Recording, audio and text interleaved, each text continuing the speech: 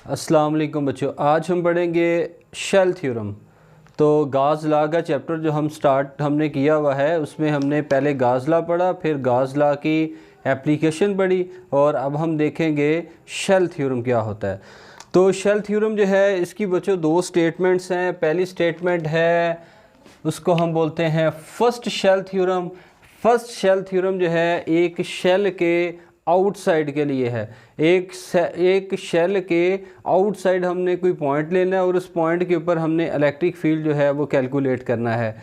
और second shell theorem जो है वो है, एक पॉइंट हम लेंगे शेल के इनसाइड, और शेल कैसा है, वो चार्ज्ड स्फेयर है, स्फेरिकल शेल है।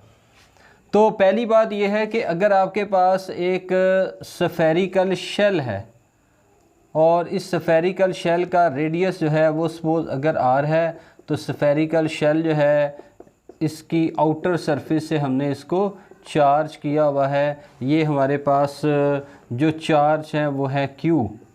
तो पहला जो शेल थ्योरम, इसके लिए जो स्टेटमेंट है वो है, a uniform spherical shell of charge behaves for external points if all its charges were concentrated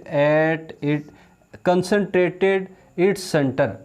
तो अगर आपके पास ये एक शेल है, इस शेल के बाहर अगर आप कोई पॉइंट लेंगे, लेट्स सपोज ये कोई पॉइंट P, तो इस पॉइंट P के लिए ये जो शेल है ये एक पॉइंट चार्ज की तरह से काम करेगा। और अगर ये पॉइंट चार्ज की तरह से काम कर रहा है तो इसका मतलब ये है कि इस पॉइंट पे हमें इलेक्ट्रिक फील्ड की वैल्यू मिलेगी, और इलेक्ट्रिक फील्ड की जो वैल्यू हमें मिलेगी ये होगी E = 1/4 pi epsilon naught Q divided bye r²। और Q क्या है, ये आपका पॉइंट चार्ज है। तो इसका मतलब ये है कि अगर ये स्फेरिकल शेल चार्ज की डिस्ट्रीब्यूशन है, आउटसाइड अगर हम कोई पॉइंट लेंगे तो ये बिहेव करेगा as a point particle, as a point charge जो है वो इसने काम करना है। उसके बाद जो है second shell theorem. Second shell theorem है, a uniform spherical shell of charge exert no electrostatic force. तो शेल जो है ये इलेक्ट्रोस्टैटिक फोर्स अप्लाई नहीं करेगा। किसके लिए अप्लाई नहीं करेगा? On the charge particle placed inside the shell. तो अगर इस शेल के इंटीरियर पोर्शन पे हम कोई पॉइंट ले लें, तो लेट्स सपोज आपके पास जो है ये सेंट्रल पॉइंट है P, और इसके बाहर आपने एक गाजियन सरफेस ड्रा करनी है, और इस पॉइंट P पे अगर आप कोई चार्ज रख लें तो इनसाइड चार्ज जो है इसके ऊपर कोई भी इलेक्ट्रोस्टैटिक फोर्स नहीं लगेगी। वजह क्या होगी? क्योंकि इनसाइड इलेक्ट्रिकल फील्ड की वैल्यू जो है वो नहीं मिलेगी। तो इलेक्ट्रिक फोर्स जो है ये क्या होती है, ये है फोर्स पर यूनिट चार्ज। तो अगर आपके पास इलेक्ट्रिक फील्ड की value zero, electric field zero, तो और ये कब ज़ीरो मिलेगी? इनसाइड के लिए। अगर ये ज़ीरो है तो चार्ज Q को लेफ़्ट साइड में मल्टीप्लाई कर दें तो फोर्स की वैल्यू जो है वो भी हमें ज़ीरो मिलेगी। तो ये दो शेल थ्योरम है, इन दो शेल थ्योरम को हम प्रूव करेंगे। तो पहला shell theorem, first shell theorem, इस फर्स्ट शेल थ्योरम को हम अब यूज़ करने जा रहे हैं जी। तो पहले शेल थ्योरम के लिए जो हमने बनानी है डायग्राम जो है वो है एक स्फेरिकल शेल और चार्ज शेल। तो अगर आपके पास एक स्फेयर है और ये स्फेयर कैसा है, ये चार्ज है, और इसकी आउटर सरफेस जो है वो चार्ज है, और अगर इसकी आउटर सरफेस चार्ज है तो इसका जो रेडियस है वो उसको आप नाम रख लो R। और इस शेल के लिए जो चार्ज की डिस्ट्रीब्यूशन है वो है, इस पूरे शेल के ऊपर जो चार्ज है वो है Q। और अगर सरफेस चार्ज डेंसिटी जो है वो हम सिग्मा कंसिडर करें तो इस शेल के ऊपर चार्ज की वैल्यू जो है वो भी हमें मिल जाएगी। तो सरफेस चार्ज डेंसिटी ये किसके बराबर होती है? Surface charge density equal to total charge per unit area. तो सरफेस चार्ज डेंसिटी इसको सिग्मा से डिनोट करते हैं, टोटल चार्ज क्यू और एरिया जो है वो है 4 pi into R square, Q equal to sigma into 4 pi into R square. ये हमारे पास चार्ज की वैल्यू आ गई जो इस पूरी सरफेस के ऊपर चार्ज है। तो पहला जो शेल थ्योरम है इसको प्रूव करने के लिए हम जो लिखेंगे, इसको एक्सप्लेन करने के लिए जो हमने लिखना है वो है consider a thin spherical shell of radius R. एक हमने थिन स्फेरिकल शेल ले लिया, इसका radius R, on which plus Q charges are uniformly distributed. तो इस शेल के ऊपर चार्ज जो है वो यूनिफॉर्मली डिस्ट्रीब्यूट है। To find electric intensity, electric intensity find करनी है कहाँ पे, आउटसाइड द शेल। तो इस शेल के बाहर हमें इलेक्ट्रिक इंटेंसिटी कैलकुलेट करनी है, और अगर इलेक्ट्रिक इंटेंसिटी कैलकुलेट करनी है तो फिर एक गाउसियन सरफेस ड्रा करनी पड़ेगी, spherical Gaussian surface.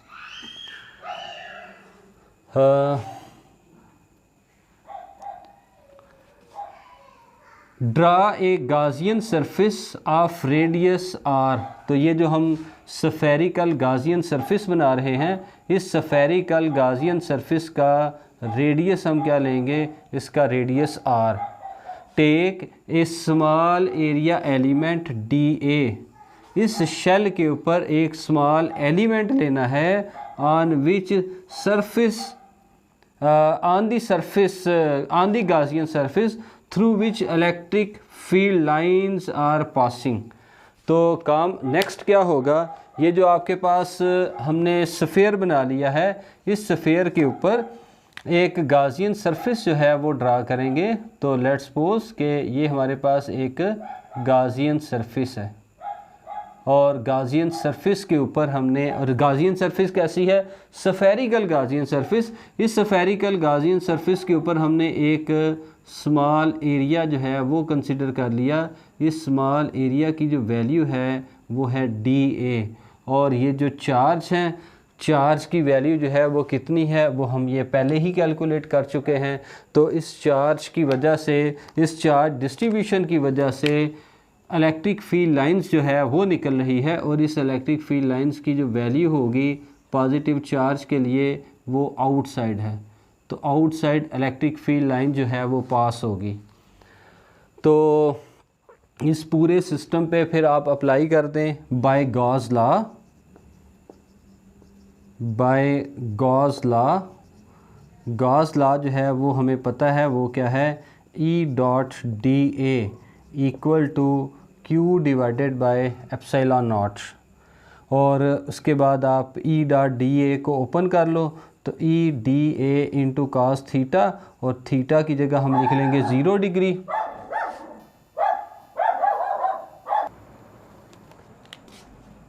Q divided by epsilon naught, cos 0 की वैल्यू जो है वो है 1। तो डी ए और E सेम डायरेक्शन में, थीटा की वैल्यू आ गई 0 आउटसाइड के लिए। उसके बाद E को बाहर ले ले इंटीग्रेशन से, D A equal to Q divided by epsilon naught. इसको बोलें जी इक्वेशन नंबर 1। नेक्स्ट जी, नेक्स्ट बच्चों क्या होगा, डी ए क्या है।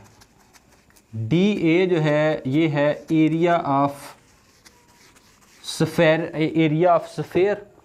ये जो हम गाउसियन सरफेस कंसिडर कर रहे हैं, इस गाउसियन सरफेस का एरिया। तो integral D A equal to total spherical area. So integral D A equal to area of sphere किसके बराबर होता है, वो है 4 पाई इंटू आर स्क्वेयर। इसको पुट कर दें in equation number 1। Equation number 1 में वैल्यू पुट करेंगे इस डी ए की जगह पे। तो integral E into integral D A की वैल्यू आ गई 4 pi into R square equal to Q divided by epsilon naught. और 4 पाई आर स्क्वायर जो है ये मल्टीप्लाई दूसरी साइड पे जाके डिवाइड हो जाएगा। E इक्वल टू 1/4 पाई और एप्सिलॉन नॉट, इसको इकट्ठा कर लें, और Q divided by R square, which is the electric intensity और इलेक्ट्रिक फील्ड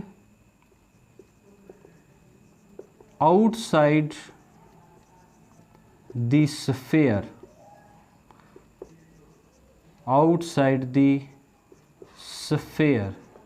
तो स्फेयर के आउटसाइड हमें, इस स्फेयर के आउटसाइड हमें इलेक्ट्रिक इंटेंसिटी जो है वो मिलेगी।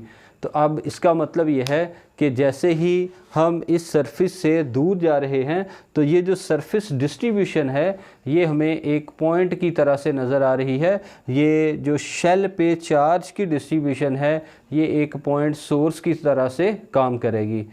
तो ये हमने पहला शेल थ्योरम जो है उसकी स्टेटमेंट जो है वो बना ली। अब हमने सॉल्व करना है सेकंड शेल थ्योरम।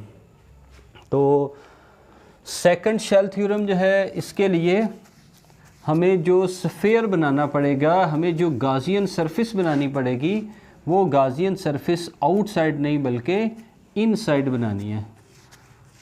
तो स्टेटमेंट नंबर 2 के लिए जी,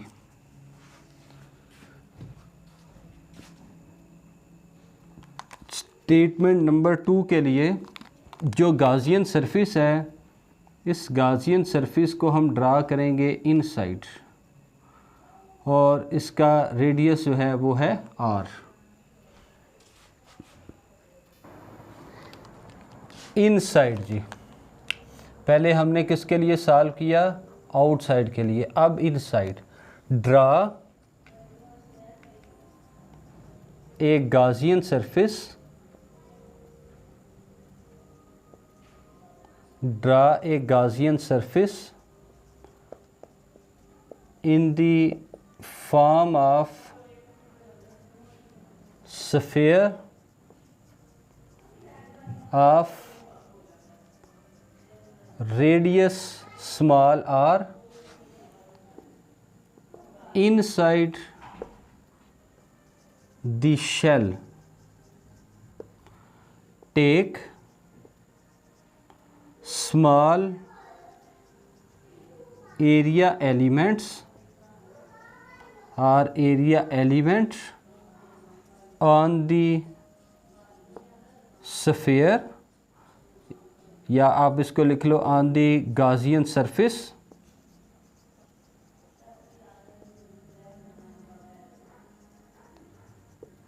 तो इनसाइड जो है ये आप एक गाउसियन सरफेस ड्रा करेंगे ताकि इलेक्ट्रिक इंटेंसिटी जो है वो कैलकुलेट की जा सके। तो ये इनसाइड गाउसियन सरफेस, एरिया की डायरेक्शन जो है वो है DA, और ये जो बाहर चार्ज हैं इनकी डायरेक्शन, चार्ज की वजह से इलेक्ट्रिक फील्ड की डायरेक्शन ये है outward. Then bye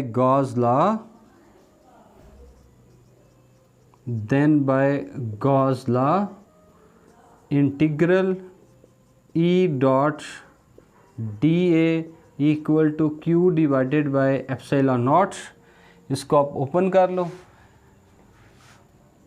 EDA into cos theta, और थीटा की जगह आ जाएगा 0 अगर ये आप डॉट प्रोडक्ट ओपन करेंगे, scalar product equal to Q divided by epsilon naught. Cos 0 की वैल्यू होती है 1, तो electric intensity E into integral DA equal to Q divided by epsilon not. अब इंटीग्रल DA जो है ये क्या बनेगा, ये है एरिया ऑफ स्फीयर। ये जो इनसाइड हमने गाउसियन सरफेस ड्रा की है, इस गाउसियन सरफेस का रेडियस r, तो गाउसियन सरफेस के लिए एरिया की value 4 pi r square equal to Q divided by epsilon not.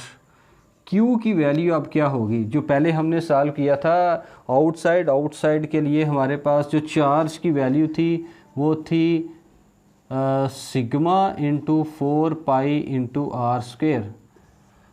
ये किसके लिए था जी, ये इस शेल पे चार्ज की डिस्ट्रीब्यूशन, ये शेल के आउटर पोर्शन पे चार्ज की डिस्ट्रीब्यूशन है।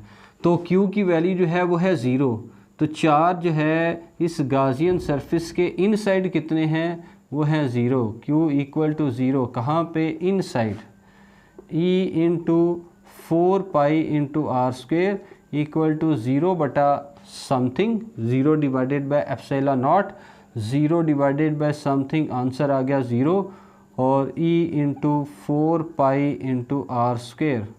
तो अब 4 पाई आर स्क्वेयर ये तो 0 के बराबर हो नहीं सकता, तो इसका मतलब क्या है, इलेक्ट्रिकल फील्ड जो है वो है 0, कहाँ पे, inside the shell.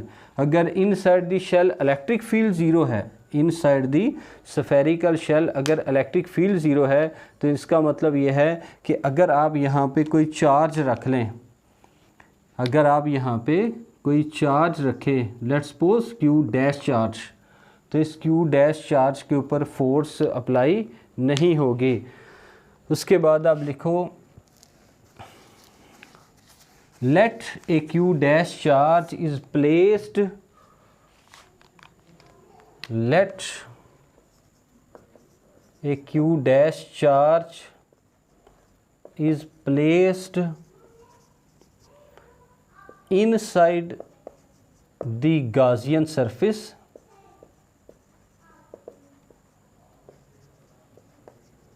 inside the Gaussian surface, then by definition